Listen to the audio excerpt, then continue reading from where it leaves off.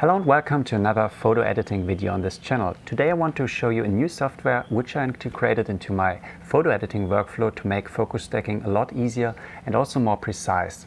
In the past I already showed you a few videos where I go through my photo editing focus stacking workflow.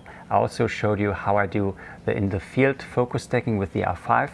Well, since Photoshop is not very good at automatic focus stacking, what I did in the past mostly was manual focus stacking, so really using masks and drawing in those to blend the images together.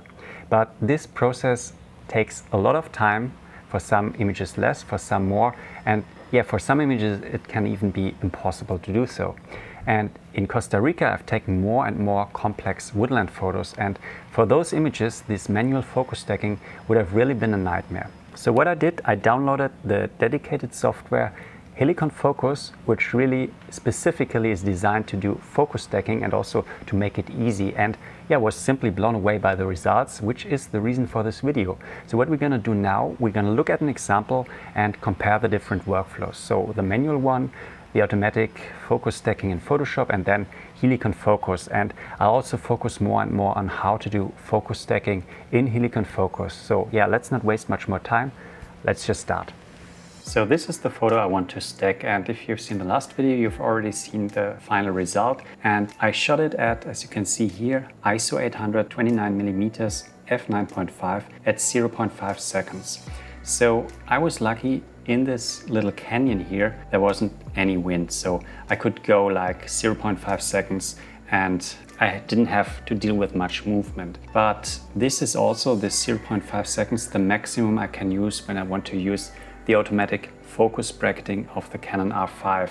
I kind of had to go with ISO 800, or I would have had to use a larger aperture here to achieve those 0.5 seconds. If we look closely, for example, here at this first image, which is very close at the foreground, you see there's a bit of noise, but it's managed very well in the R5. So this is something I can now do with the Canon R5. ISO 800 is not so big of a deal if I expose correctly. You also see that here the settings, I pulled up the shadows, the exposure a bit, pulled down the highlights, so evening out the whole image. And what I also do for woodland photos a lot is bringing down the dehaze, so making it a bit softer. So this is then easier to manage all the contrast in the image. So just some basic settings here, which I synced over all the 5 images in the stack. I needed 5 because despite using f9.5, if you look at this one, which is getting this corner here, those very close leaves sharp, everything else is out of focus. Then the second one, you see a little bit more comes into focus. Also here, this branch and also the fern here.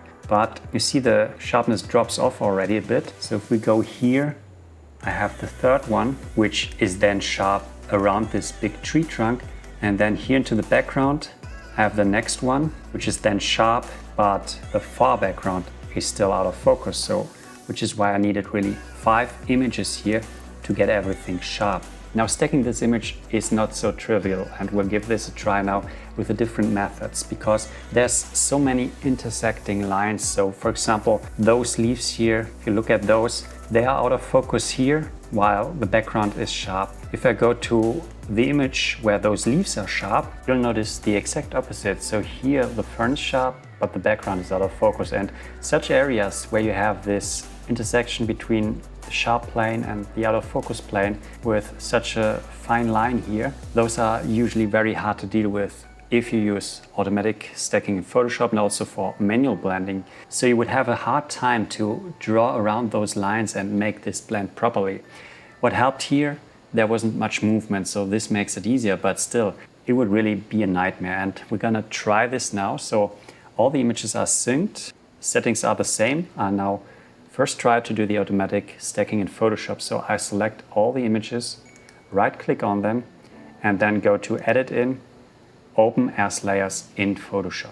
So with the layers now loaded into Photoshop, we select all the layers and first have to align them, because changing focus also changes the field of view of the lens a bit. So we go to Edit, Auto Align Layers, and give Photoshop a few seconds to align everything. What you hear in the background sometimes, I'm not sure if you can hear it, but there are some howler monkeys outside of my room. So I hope they stay silent a bit longer so I can record this video. Okay, so Photoshop aligned the layers. You can now attempt the auto blend. So we go again to edit with all layers selected, go to auto blend layers and select stack images. I keep the seamless tones and colors, although I already synced the images in Lightroom, but it doesn't hurt to do it. Content aware full transparent areas to fill up anything that is left out in the stack. And when I press OK, Photoshop will now apply masks to all the images, so putting them together, same as I would do when I do it manually, and then create a merged layer on top, which contains the stacked image. Now let's assess the result that Photoshop produced, and first have a look at the mask. I quickly want to show you what Photoshop does. So you see this mask, it's a very hard edge and it's very chunky, which I think is a problem for some images. So Photoshop seems to compare at kind of a pixel level, but the blend is not really at pixel level. So I'm not exactly sure how the algorithm works, but you usually get those chunky masks. And as I said, for some images this works, for others Photoshop messes up. So let's have a look if it worked for this image. As I said, there was not much movement and I used the automatic stacking of the R5, and for this Photoshop usually doesn't do too bad of a job. And you can see here in this corner, looks quite okay. So we have this leaf which is out of focus, but let's look at those intersecting lines which I mentioned. So here you see there it messed up a bit. So we have here this part is out of focus, background is in focus, so it seems here it took part from the background. So let's have a look. Here's the edge. So this edge doesn't contain the fern, so it doesn't represent the real depth of the image. And also here and this part is also wrong. There might be other parts, but let's just focus on this part. What I would need to do, deactivate this merged layer and first find the layer which I want to use here. So for example, let's see, do I want to use it from the background? I would first deselect the mask, check it, okay, doesn't seem to be the right one. Use the next one, deselect the mask, so shift clicking into the mask. Okay, this one is a little bit better. It looks like there was some movement after all in this area. And yeah, it's really tedious to find it. So it seems this one here looks quite okay. And now what I need to do after identifying this layer, I would either directly draw in it, but I find it easier to copy it, put it to the top, put a black mask on it, and then try to draw it in. And you see how many steps I need here, but it's still a compromise because now you see here the background's out of focus. So what I now would need to check is, okay, before it was better, so refine the mask. So using a black brush and painting this part in again, and then trying to get a good blend here. It's not 100%. So after all those steps I did now, what I would also do, add another layer and do some manual retouching, because if there's movement, it's hard to fix. So I would sample some areas, 100% brush, and draw it in and try to bring this together. But it's many steps here in Photoshop. And as you saw, especially the part where I wanted to find the right layer to use and use it for blending, this is just very tedious work. So instead of using the automatic feature, what I could do, I could start right away doing it manually. For this, let's just remove the layers of Photoshop. All the masks here I want to make black. So let's just do this. Black mask, and the last one, it's the background, doesn't need a mask. So that's my backdrop. I would start with this, and now step by step, I would move from the background to the foreground. You could do also the inverse. I try to blend in other areas. So that's typical manual blending workflow. So basically going into 100%, and I use the knowledge where something is closer and I can identify the edges roughly. So knowing that this fern is closer, I can now shift click into the mask and check, oh yeah, it's sharper here. Use a 100% brush, and I would not use a 100% hard brush. I would do the blending with a little bit of softness to the brush. This is the thing that Photoshop doesn't do when it does its chunky mask. And you can refine the edge of the brush and fine-tune your blend. But you see, this takes a lot of time for this image. So for typical landscape scenes where you have a foreground leading into the background, it can be done very quickly, and I'll leave a link to a video where I have such an image. There you just identify the line where the focus plane roughly transitions into the next image, and then you just draw along this line and fill out the rest. But here there's not one line, there are many lines. So here, for example, I really need to go and identify all those intersections, and it takes a lot of time. So I'll not continue here because you already see there's a lot of drawing involved, and that's basically a nightmare to stack manually. So a better approach would be to combine the automatic stacking that Photoshop did with this manual drawing. But you also saw that this is a bit tedious, identifying the layer, moving it up, drawing in it. I don't really like this workflow. So what's the solution? How can I simplify this process? And yeah, I already said this in the beginning. I downloaded Helicon Focus, gave it a try, and yeah, let's just look how this workflow works in Helicon Focus. So we're back in Lightroom, and the workflow is similar. I did all the settings. I just leave this. Now I select all those layers, and when you install Helicon Focus, what it also installs is a plugin for Lightroom. So you can use a DNG workflow, which is handy. So I have my photos per default converted to DNG. I always do this. So I just select the 5 photos, right click on them and go to export. And now what I have here is Helicon Focus either as TIFF, which renders the photo as TIFF, or I can directly bring over the DNGs into Helicon Focus, which is the workflow I'll now use. So now we're in Helicon Focus, and you see the image looks different to what we just saw in Lightroom. That's because Helicon Focus currently doesn't display all the settings we did, but we're using DNGs, and that's perfectly fine. Once the stacking is done, the image is exported back to Lightroom, and there we'll have all the settings again. What you see here is how the image, the raw file, looks out of camera, and you saw in Lightroom that I brought up the shadows and all that stuff.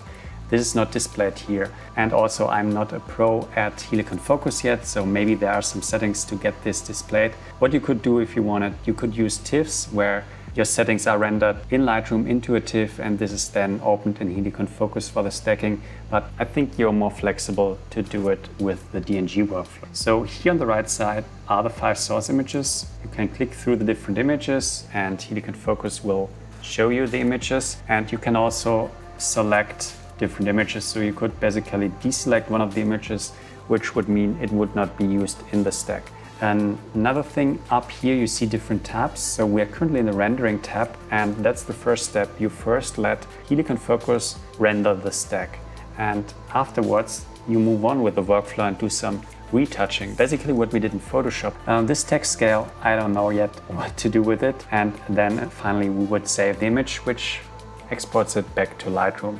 There's more to this program which I haven't discovered yet, but what's very important is down here in this part, which is the rendering method, so how the stacking is done. And there's some documentation on the Helicon site.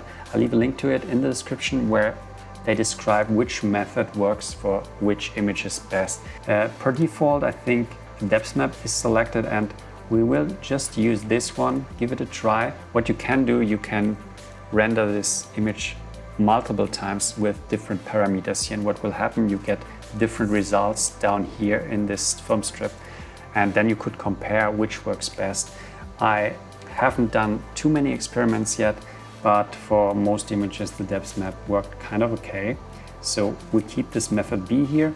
Then you have this radius setting, and this radius setting, if you make it bigger, then the algorithm in Helicon Focus will do the blending a little softer, so it can interpolate about a larger radius. What can happen though, if you make it too big, the image will be a lot softer at some areas where you have such intersecting lines, where the focus drops off into a blurry background, for example. So if you make the radius smaller, those blends will use a smaller radius.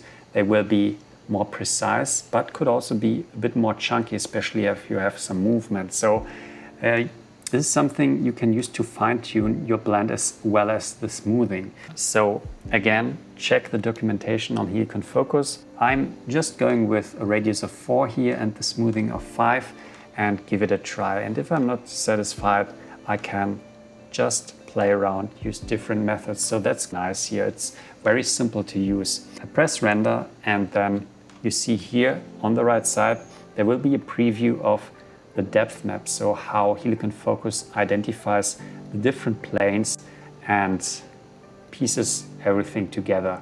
And it seems it's already done. So once it's done, we move to the next step, which is the retouching. And this is the step which I think Helicon Focus improves a lot over Photoshop, because it's just a lot simpler.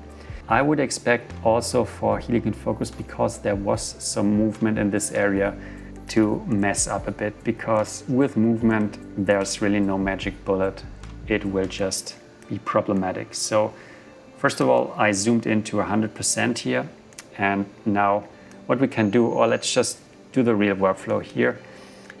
Go down into the corner, and what you can do now, go step by step through the image. First of all, you see already the leaf here. The blend is already a bit better than Photoshop, but what you also see, I have a big brush here. So what's this brush? This brush can be used to refine the blend. So what I'm doing on the left side, there's the source image which I have currently selected. So that's the image 2407. It's basically the background image. That's on the left side. And here on the right side, you see the final blend. And what I can do now, I can copy from the left to the right, which wouldn't make sense here because I would basically make the foreground even less sharp. So let's just find the image where this leaf is very sharp. So I can just select it, and now I see here, this is the image where this leaf is very sharp. I can now use a very small brush, and you can also use some shortcuts to make it smaller, and I can copy over. Very simple. So all those steps I did in Photoshop before, identifying which layer is sharpest, it's much quicker also copying over from one layer to the other. It's so simple. I can just quickly skim through the different layers here, basically assess where it's sharp, if it's sharper, if what you see on the left side is sharper or better than what you see on the right side, and then just copy it over. That's so simple. And there's a nice shortcut you can use. I start in the lower left corner, I press Ctrl and the upward key, and then I go step by step by step through the image. Now let's just go to those intersecting lines I was talking about, and here you see the result we got in Helicon Focus. And what you see here, it first of all already looks a lot better than in Photoshop, but also here it messed up a bit. Now what we can do, we can just identify the layer we want to use. So just let's look here on the left side. This one looks okay, so we can draw this one in. Simple as that. Also here you can refine the brush, same as in Photoshop. Give it some hardness, color tolerance, brightness, and use this to do the blending. And you'll also notice here the blend can mess up a bit. So let's say what you did now, you don't like it so much. Okay, let's just find another layer we want to use, maybe one a little farther to the background, and just draw over it, and voila, simple as that. You're now using this layer. So this retouching workflow is for me a game changer compared to what I can do in Photoshop. It's just a lot simpler. And also it seems the brush, the blending you do, first of all, let's make this brush a lot bigger. You see, you get a preview. Let's select a very unsharp area. So what you see here on the right side, you get a preview of what this blend would look like. That's nice. It's very easy. It just automatically happens without the need to click into some mask in Photoshop. And also what I think this brush does, it's a little more intelligent than just Photoshop brush. So the blending usually works a bit better. But yeah, for me, this would be already fixed now. What you can do as a next step, there are different brushes. So this is just the copy brush where I do the workflow, selecting the area which is sharp, copying it over. But you also have here the fixing brush. So now you see you no longer have the left and right area of the image. Now you just have the final image here. Let's just go to the area where it doesn't look so good. What you can now do, you can do the same as you would do in Photoshop. You can sample an area and copy it over. So let's find something which we can use here. yeah, it's not so simple. I just want to show you quickly how it works. So you can draw there, same as you would in Photoshop. So you basically have a complete retouching here. And I usually right click and then I can sample something. I think for this area I would even need to do some black, some darker drawing. So this is also something you could do, but the real strength in my opinion lies here with this first brush, with this copy over brush. This workflow is just so simple and it was so easy to fix this problematic part here. Okay, now you've seen the very quick workflow here. I would go through the whole image step by step and do this, quickly fixing the image much quicker than I could do it in Photoshop. And then I can go to save. And here just click on save. And there's a lot of other options here which I still have to check. For example, export layers. Didn't look into that yet. Just want to give you a first glimpse here. So I would now save this result. And since we're working with DNG files, this will also save DNG and export it back to Lightroom. So I give it a name, stacking test 2, because I already did a first test before. So let's just save it. After it's saved, Helicon will tell you, okay, once you exit Helicon, it will be imported into Lightroom. So let's just do it. Now in Lightroom, it takes a second, and then here's the image, stacking test 2, and what you see now, it looks exactly like the other images. So the DNG file has all the settings applied, same as for the other images. You can also play around with it. So you have all the control like you have for a raw file, but now the image is stacked. So you have a sharp image now for the complete frame as DNG, and that's just a nice workflow now. Now I could bring this over to Photoshop, do some final adjustments, my final workflow, and finish this off. But as a first glimpse at Helicon Focus and its workflow, how it makes everything a lot quicker, I think this is enough for the video. Also, this image, as I said, Photoshop didn't do too bad of a job with the automatic stacking, but the workflow afterwards for fixing the little flaws, we just looked at one of those flaws, there were more in the image, would have taken a lot of time. With Helicon Focus, this is much quicker because this software is really dedicated to focus stacking and doesn't do a million other things like Photoshop does. So that being said, I hope you liked this video, this first glimpse at Helicon Focus. If this is interesting for you, I can do more in-depth videos as I get more accustomed to the software. As I said, there's still a lot to learn for me. I just stacked 5 or 6 images for now, but all those images were very complicated and stacking was just a breeze with Helicon Focus, so I'm quite impressed. My workflow got a lot quicker, and especially for Woodland photos, I think this software is perfect. But for now, that's the first glimpse. Next video will be another vlog from Costa Rica. And yeah, don't forget, leave a thumbs up, subscribe for more, and see you in the next video. Bye.